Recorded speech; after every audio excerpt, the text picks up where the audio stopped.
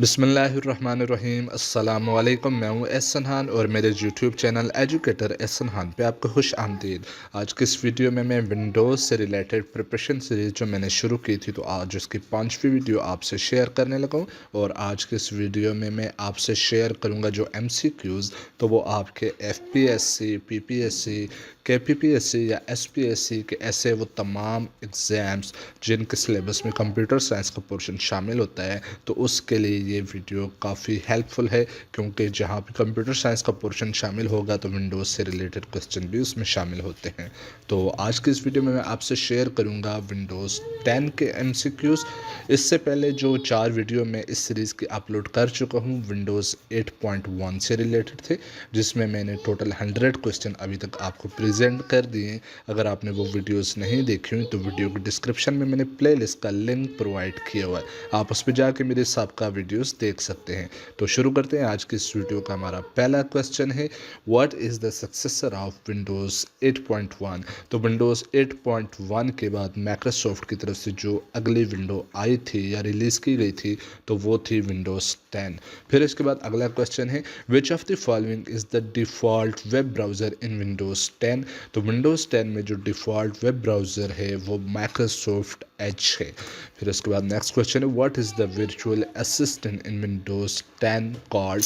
तो हर विंडो में कोई ना कोई वर्चुअल असिस्टेंट होता है, तो विंडोज़ 10 में जो अवेलेबल है वो कोर्टाना है। कोर्टाना के बारे में अगर हम मज़ीद बात करें तो कोर्टाना अभी ख़त्म कर दिया गया है माइक्रोसॉफ्ट की तरफ से, और ये हमें फैसिलिटी प्रोवाइड करता है कि इसकी मदद से हम मुख्तलिफ़ किस्म के टास्क शेड्यूल कर सकते हैं, या वर्चुअली ये हमें असिस्ट करता है कि हमने किस टाइम पे कौन से टास्क प्रोवाइड करने या कौन से काम करने हैं। तो इसके अलावा हम कैलेंडर और टाइम के लिहाज से भी इसमें मुख्तलिफ़ किस्म की फंक्शनैलिटीज़ हासिल कर सकते हैं। फिर इसके बाद अगर बात की जाए तो जो बिंग सर्च इंजन को यूज़ करता है मुख्तलिफ़ किस्म के टास्क को परफॉर्म करने के लिए, और ये मुख्तलिफ़ किस्म के रिमाइंडर्स और मुख्तलिफ़ इक़साम के क्वेश्चंस को आंसर करने के लिए हमें असिस्ट करता है। फिर इसके बाद which menu provides quick access to commonly use system tools and settings in Windows 10। तो कॉमनली यूज सिस्टम सेटिंग्स और टूल जो होते हैं उनको एक्सेस करते हैं हम एक्शन सेंटर के ज़रिए। और यहाँ पे मैंने एक्शन सेंटर की आपको एक स्क्रीनशॉट शेयर किया है, जो आपकी स्क्रीन के बिल्कुल राइट बॉटम में यहाँ पे आपको नज़र आ रहा है। जब आप इस पर क्लिक करते हैं तो यहाँ पे नोटिफिकेशंस में या ये जो आपको कोलैप्स में मुख्तलिफ़ किस्म की सेटिंग्स नज़र आ रही है, इनको आप इस्तेमाल कर सकते हैं।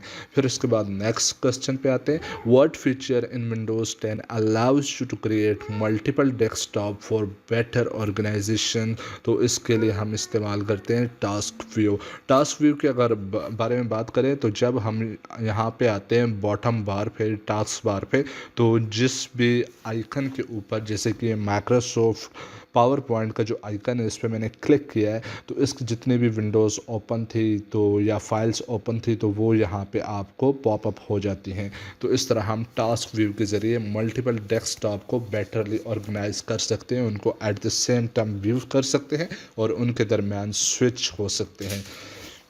What is the purpose of Windows registry. तो विंडोज़ रजिस्ट्री के बारे में अगर बात की जाए तो ये सिस्टम की कॉन्फ़िगरेशन सेटिंग को स्टोर करती है। और अगर मैं आपको बताऊं तो जब आप विंडोज़ की जो सर्च बार है यहाँ पे जो स्टार्ट बटन के साथ दी गई होती है, इधर आके जब आप टाइप करें रजिस्ट्री एडिटर, तो ये आपके सामने रजिस्ट्री एडिटर ऐप ओपन हो जाती है। आप इस पर क्लिक करके मज़ीद इसकी इंफॉर्मेशन दे सकते हैं, जिसमें कॉन्फ़िगरेशन सेटिंग्स स्टोर होती है विंडोज़ की। which key combination is used to open the task manager in Windows 10। तो इसके लिए हम इस्तेमाल करते हैं control plus shift plus escape. Option C यहाँ पे दुरुस्त है। जैसे कि मैं आपको यहाँ पे दिखाता हूँ प्रैक्टिकल करके, जिसको आप देख सकते हैं। जब मैंने इनको प्रेस किया तो ये मेरे सामने टास्क मैनेजर ओपन हो गया। फिर इसके बाद नेक्स्ट क्वेश्चन पे चलते हैं, what is the default file system used in Windows 10।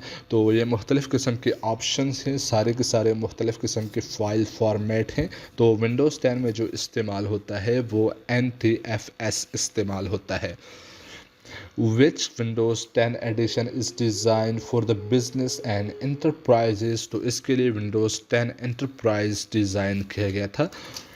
What is the purpose of Windows defender in Windows 10। तो विंडोज़ डिफेंडर का जो पर्पज़ है विंडोज़ 10 में, तो वो एंटीवायरस और एंटी मेलवेयर के पर्पज़ के लिए इस्तेमाल होता है कि ये हमारी विंडो को प्रोटेक्ट करता है। In Windows 10, which feature allows you to quickly view and organize open windows, तो इसके लिए हम इस्तेमाल करते हैं स्नैप असिस्टेंट। और स्नैप असिस्टेंट को भी आप अपने विंडोज़ में सर्च कर सकते हैं। जैसे ही आप स्टार्ट बटन के साथ यहाँ पे सर्च करेंगे इस सर्च बार में, तो जैसे मैंने यहाँ पे स्नैप सेटिंग प्रेस किया तो स्नैप सेटिंग यहाँ पे ओपन हो गए नज़र आ गया। तो इसको आप क्लिक करके ओपन कर सकते हैं और मज़ीद इसके बारे में चीज़ों को एक्सप्लोर कर सकते हैं। What is the maximum amount of RAM supported by the 64-bit version of Windows 10 Home Edition?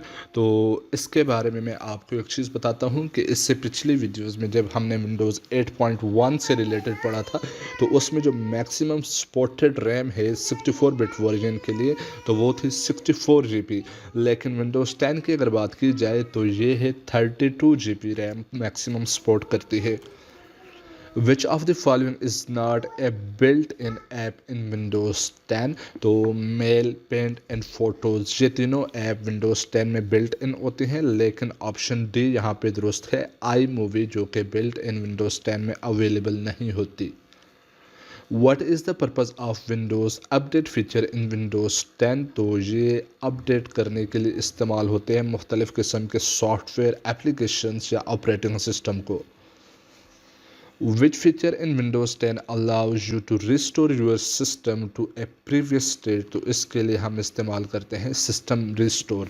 जब हम सिस्टम को रिस्टोर करते हैं तो ये फैक्ट्री रिस्टोर, यानी कि बिल्कुल ऐसा ही हो जाता है जैसे कि अभी हमने फ्रेश विंडो इंस्टॉल की हो, कि उसके ऊपर जितनी भी न्यू कॉन्फ़िगरेशन हमने सेटअप की हुई होती हैं उन सबको रिमूव कर लेता है। इसके अलावा जितनी भी एप्लीकेशन एंड सॉफ्टवेयर हमने एडिशनल इंस्टॉल किए हुए थे उनको भी रिमूव कर लेता है, और बिल्कुल एक फ्रेश विंडो जिस तरह से हम इंस्टॉल करते हैं बिल्कुल उसी स्टेट पे चला जाता है।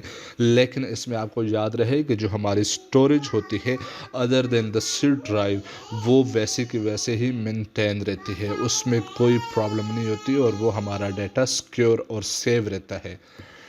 What is the primary function of the recycle bin in Windows 10? तो जो भी हम फाइल्स को डिलीट करते हैं तो वो रिस्टोर होती वो स्टोर होती हैं रिसाइकल बिन में, और इनको हम फिर रिस्टोर कर सकते हैं, जो कि फिर एक्चुअल जगह पे रिस्टोर हो जाती हैं जहाँ से भी हमने डिलीट की हुई होती है। तो रिसाइकल बिन सिर्फ विंडोज़ 10 में इस्तेमाल नहीं होती, बल्कि एक यूनिवर्सल टर्म है, ये एक फ़ोल्डर होता है और ये तमाम इकसाम की विंडोज़ में इस्तेमाल होता है।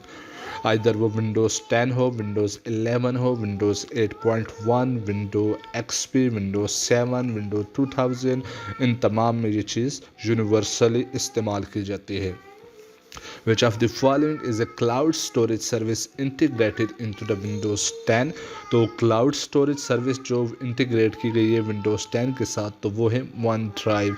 वन ड्राइव का पर्पज़ ये होता है कि ये हमारे सिस्टम में एक फ़ोल्डर होता है जो कि हमारी ईमेल, नॉर्मली जीमेल या माइक्रोसॉफ्ट अकाउंट के साथ लिंक होता है, बल्कि ये माइक्रोसॉफ्ट अकाउंट के साथ ही लिंक होता है, और जब हम इस फोल्डर में कोई भी डेटा पुट करते हैं तो वो हमारी उस लिंक शुदा ईमेल के ऊपर क्लाउड में स्टोर हो जाता है, और फिर हम किसी भी डिवाइस पे उस ईमेल को या उस अकाउंट को इस्तेमाल करते हुए उस डेटा को एक्सेस कर सकते हैं। और ये ऑटो सिंक्रोनाइज होता है कि जैसे ही हम इसमें कोई डेटा पुट करते हैं, डिलीट करते हैं, अपडेट करते हैं, तो ये ख़ुद ब खुद सिंक्रोनाइज हो जाता है और हमारी तमाम डिवाइसेस पे सिस्टमेटिकली अपडेट होने के साथ, सिमल्टेनियस अपडेट के साथ हमें सेम इंटरफेस या सेम सिचुएशन में वो डेटा हर जगह पे अवेलेबल होता है। आइदर मैं अपने लैपटॉप, अपने मोबाइल, अपने पीसी या अपने टैबलेट कहीं पे भी एक्सेस करूं तो वो सिमिलर चीज़ मुझे हर जगह पे अवेलेबल होगी। How can you access the setting menu in Windows 10? तो इसके लिए हम इसको कंट्रोल पैनल, स्टार्ट मेन्यू या टास्क बार तीनों से एक्सेस कर सकते हैं। इसलिए यहाँ पे ऑल ऑफ दीज या all of the above question option जो दी गई है ये दुरुस्त है।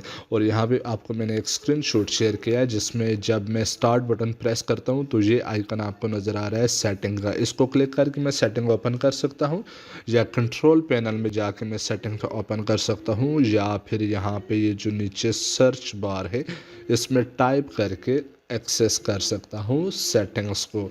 तो जब जैसे ही मैं यहाँ पे टाइप करूँगा सेटिंग, तो सेटिंग्स यहाँ पे इधर लिखा हुआ नज़र आ जाएगा। तो जब मैं इसको क्लिक करूँगा तो मेरे सामने सेटिंग्स ओपन हो जाएंगी। विच version of direct x does Windows 10 support? तो विंडोज़ 10 में डायरेक्ट एक्स वर्जन 12 इस्तेमाल होता है।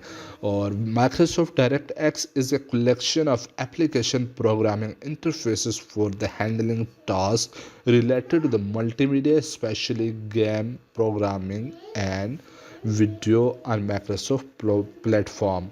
What is the purpose of action centre in Windows 10? तो विंडोज़ 10 का जो एक्शन सेंटर है वो स्क्रीनशॉट मैंने आपको यहाँ पे दिखाया हुआ है।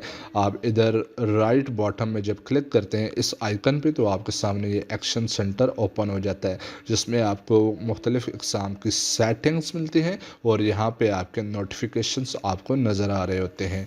तो इसकी जो दुरुस्त ऑप्शन है display notification and alerts. Which Windows 10 feature allows you to encrypt your entire system drive? तो इसके लिए इस्तेमाल होता है BitLocker।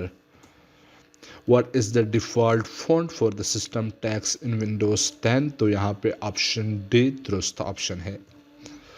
Which Windows 10 feature allows you to run a virtualized instance of another operating system? तो हम किसी भी another operating system का इंस्टेंस Windows 10 के लिए Windows 10 में जब इस्तेमाल करते हैं तो उसके लिए हम हाइपर भी इस्तेमाल करते हैं, जो कि एक सॉफ्टवेयर है और ये हमें फैसिलिटी प्रोवाइड करता है कि इसको इंस्टॉल करके इसमें हम मल्टीपल ऑपरेटिंग सिस्टम इंस्टॉल कर सकते हैं और वो हमें बिल्कुल ऐसा ही इंटरफेस दे रहे होते हैं जैसे कि एक्चुअल सिस्टम पे कोई इंस्टॉल शुदा विंडोज़ होती है।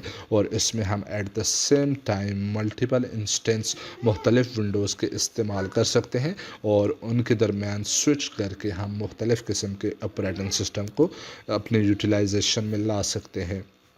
What is the shortcut key to lock your computer in Windows 10? तो इसके लिए हम Windows प्लस एल का बटन प्रेस करते हैं तो हमारे सिस्टम को ये लॉक कर देती है। और ये सिर्फ Windows 10 से रिलेटेड नहीं है, बल्कि आप कोई भी माइक्रोसॉफ्ट की विंडो इस्तेमाल कर रहे हो तो Windows प्लस एल आपकी विंडोज़ को लॉक कर देगा। Which of the following is a feature in Windows 10 that enables you to dictate text using voice recognition? तो इसके लिए हम इस्तेमाल करते हैं वॉइस टाइपिंग। तो यहाँ पे आज के क्वेश्चन कंप्लीट हुए और मिलते हैं नेक्स्ट वीडियो में मज़ीद इस तरह के सवालात के साथ। तो देखते रहिए मेरी videos. Thank you for watching. अल्लाह हाफिज़।